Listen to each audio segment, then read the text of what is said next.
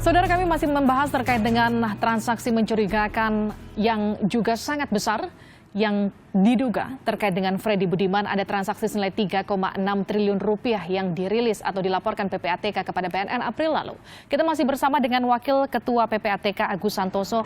Pak Agus, kalau dikatakan aliran dana tadi Anda katakan ada ke sejumlah tahanan yang masih berada di dalam lapas saat ini, ada transaksi juga ke mereka, tapi kemudian adakah juga transaksi kepada keluarga ataupun kepada adik dari Freddy Budiman yang juga saat ini masih berada di dalam lapas?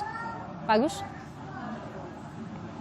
Ya, ini nanti harus diverifikasi oleh penyidik ya yang tahu persis kondisi di lapangan.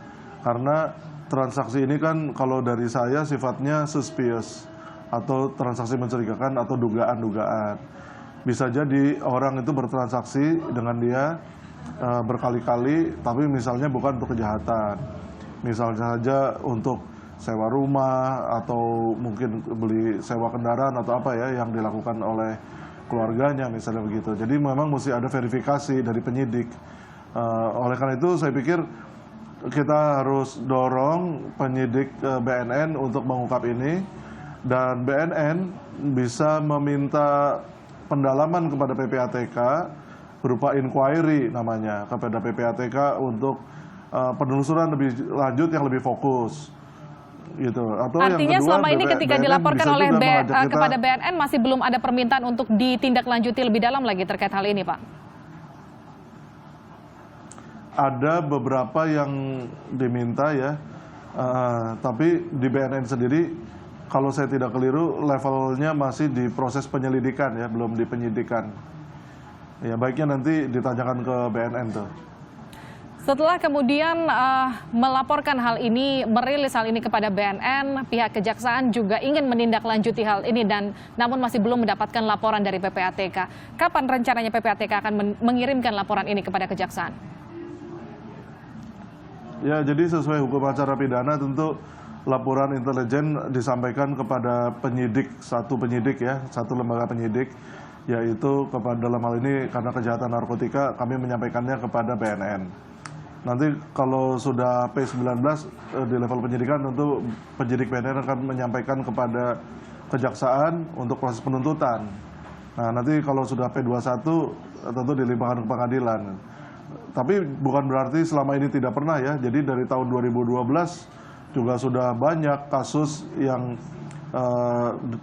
sudah naik dan sudah diputus oleh pengadilan. Seperti itu.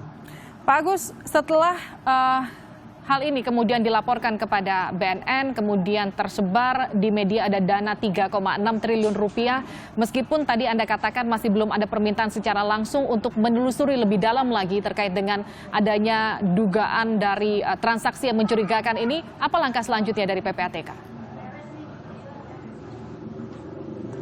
Ya, ini saya kira merupakan momentum ya bagi kita karena Presiden sudah mengarahkan untuk membersihkan ya narkoba dari bumi Indonesia.